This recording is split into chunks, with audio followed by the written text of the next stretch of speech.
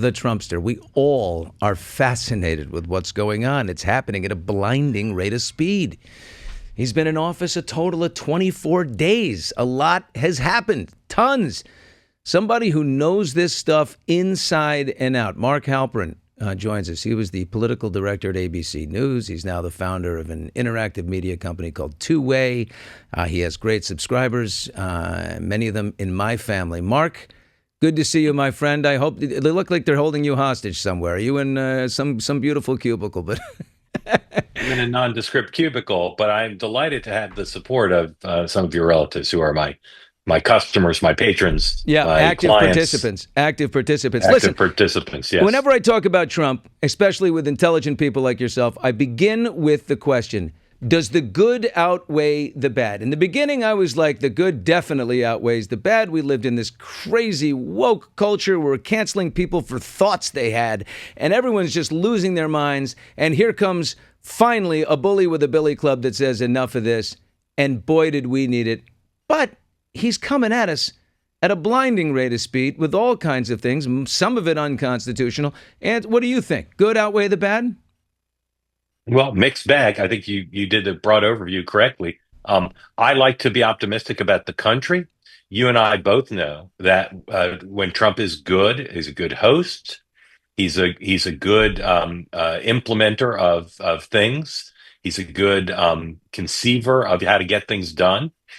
But he also can be cruel, and he can, as president, violate not just norms and niceties, but he can do things that not only divide the country, but can also potentially create a constitutional crisis. So I try to just be objective about it and cover it every day as best I can, and to be optimistic. But I know people who are exhilarated, and you do too. They're exhilarated by the last 25 days. It's like the most exciting and thrilling, in part because of retribution for what they think were things that were done to the red America.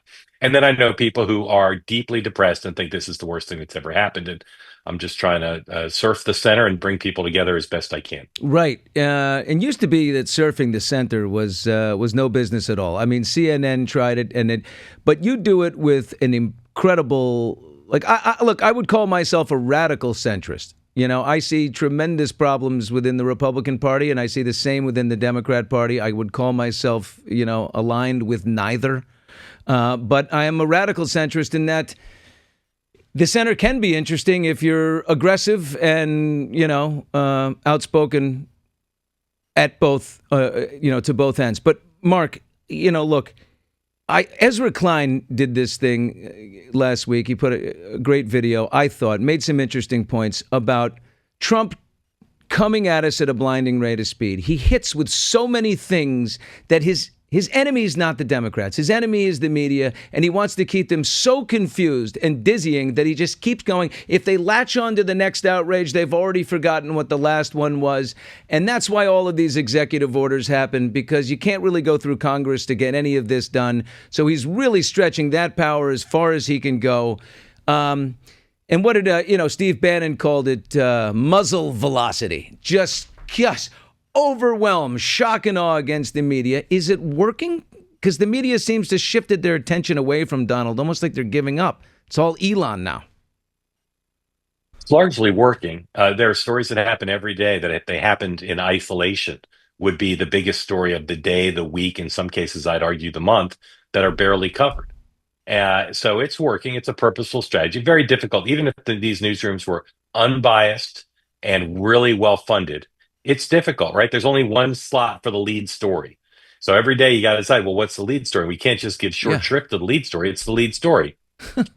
So I every day try to cover it as much as I can, but just the legal cases, right? Just all these things they're doing where people are racing to court to say they can't do that. Just that alone is like a full-time thing. So yeah, flooding the zone works. Talking to Mark Halperin here, who has built a brilliant business and breaks down politics on a daily basis, Two-Way. And Mark, so Elon Musk is in the Oval Office, and he's got his son, X squared Z strap lightning bolt next to him. I don't know. Elon has a very weird name for his kids.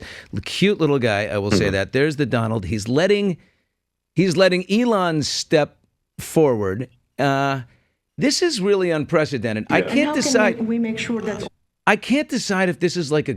statements It could be a good thing that the wacky South African, who's the smartest guy in the world and the richest man, is taking a scalpel to our egregious federal spending and making, changes that need to occur in order for our ballooning horrible deficit to come down. So it could be good, but also it's scary because he is an unelected bureaucrat, and Trump said we're going to get rid of unelected bureaucrats. Yeah. Well, first of all, if you're the richest man in the world, every day is take your son to work day if you want to day, Yeah. right? Who else? Who else would show up with the president? Yeah, yeah. I brought my kid. The daycare didn't show up. The new little Um, John. It's so cute. He's a yeah, cute kid. I'll so say that. cute, so cute. All right. So look, I think that anyone who thinks that the federal government couldn't use a close look isn't paying attention, and I Right. think Democrats are kicking themselves for not trying to do this. When they were in power. At the same time, they say they're the most accountable administration, the most transparent administration.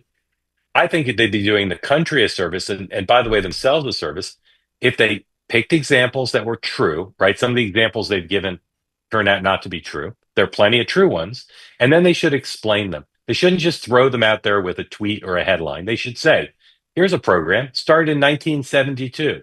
Here's how much it's cost the taxpayers. Here's our sense of the rate of return. Here's why we think these functions shouldn't be done at all. Or here's why we think they should be done by a different department for cheaper. I would prefer that. And if they have the receipts and the history, it shouldn't be a problem. Rather than what they're doing now, which is cutting by headline. It doesn't mean I oppose their goal, to the contrary, but it does mean I think if you're going to be transparent, if you're going to claim to be transparent and accountable, you should be transparent and accountable.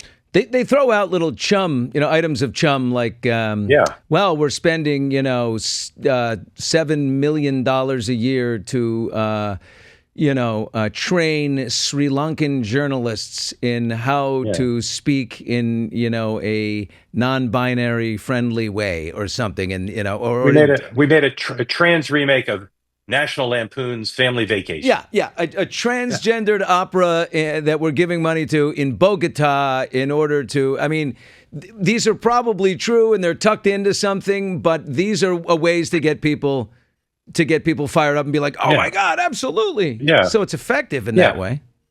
It is, but again, it's not my preference because some of them aren't true. They've been fact checked, I believe, accurately, but there are plenty of true ones. They should stick to the true ones, and rather than it's all good if they want to, have Elon tweet them out, and if they want to put them out in bumper stickers, but they should explain it. They should do the accounting. They should say, "Trust us. You can trust us because we did the history, we did the economics, and this is just not a good use of the taxpayers' money." It seems to be maybe a better strategy for Democrats to lay off a Teflon Don and keep attacking the wacky South African almost trillionaire is because, I don't know, Don's Teflon is Elon may be a better target. What do you think? Yeah. Well, I'm looking at some research this week that I'll publish on 2A probably next week because it's still coming in that suggests he ain't as Teflon as Don. He's the people's views of him have declined and they're suspicious of his motives. But I think look, the smartest Democrats I know say attacking Trump or Musk is a fool's errand. That they should be talking about the real lives of real people, how Trump's policies are adversely affecting folks from their point of view.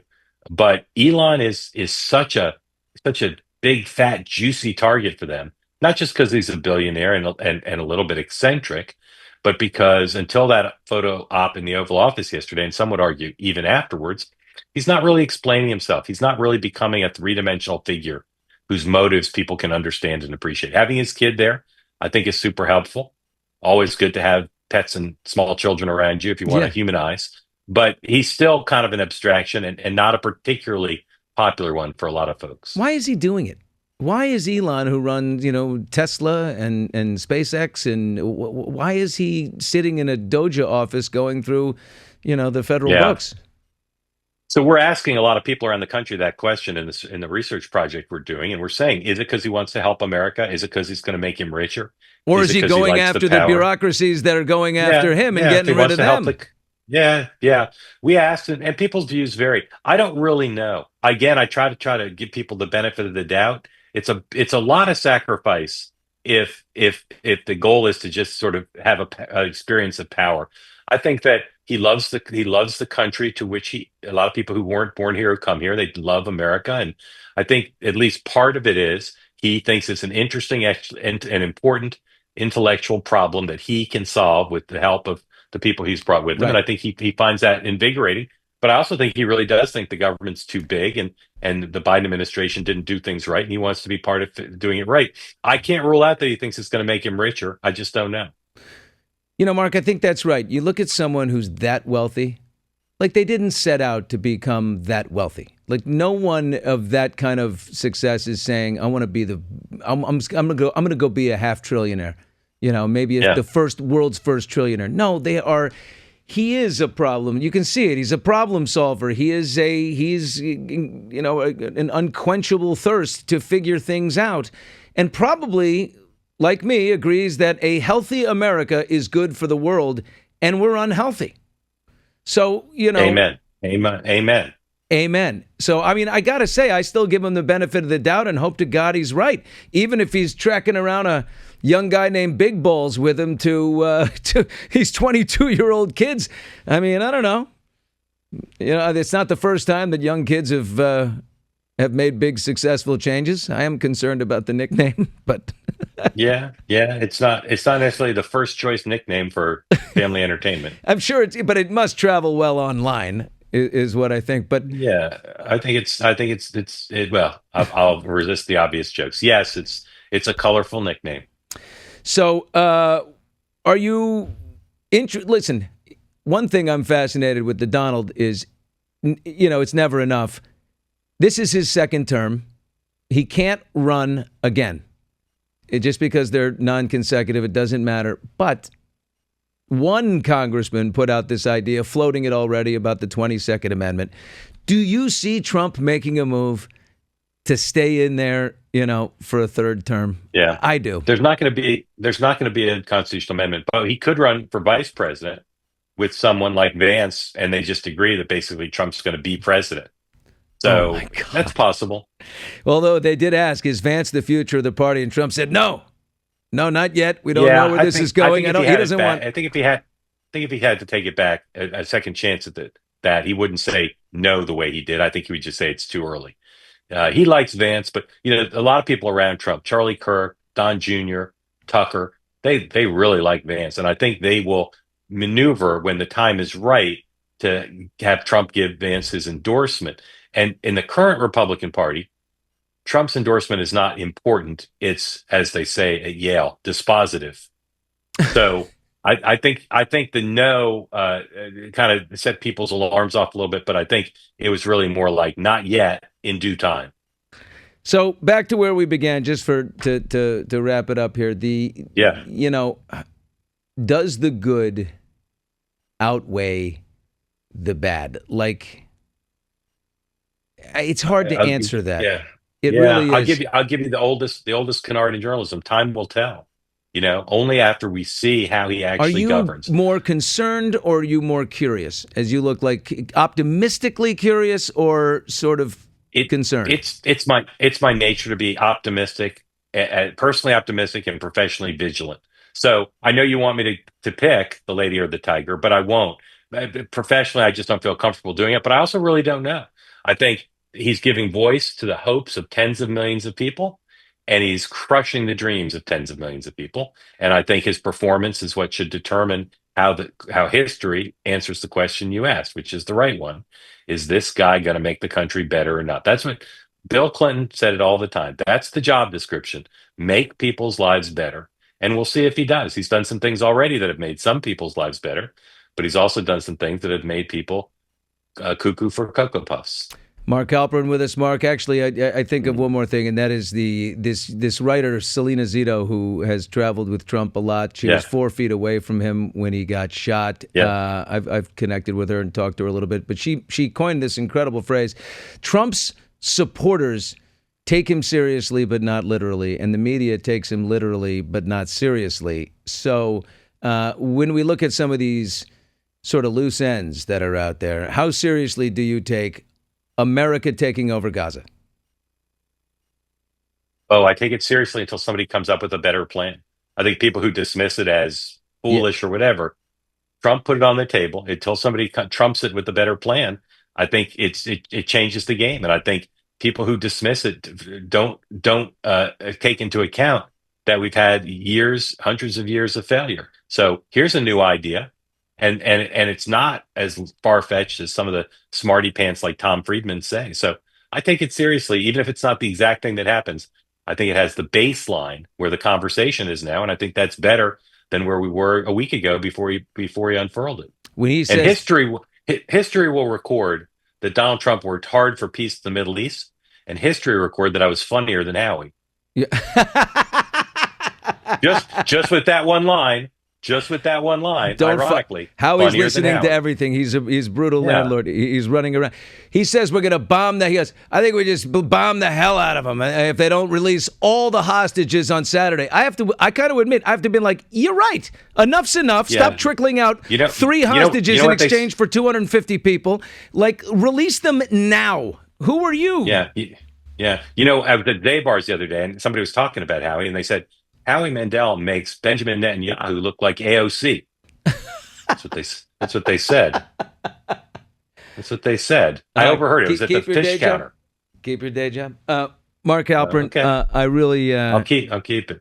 Yeah, congrats on building the biz right there. You and I... Hey, congrats to you, my friend. You and I have been talking for years on private channels, on separate channels, and we've both been through our own thing, and I love the business you built, and I've been watching the news, and I've been seeing that you're adding talent, and Meghan McCain, and you're growing the business, and that is just resilient and fantastic. Thank you, my friend. You are my model for resilience. You've been a remarkably resilient person, and very proud of you, and very, very excited about what you're building. And you too, buddy. Okay. Thanks a lot, All right, Mark. take care. Appreciate the time.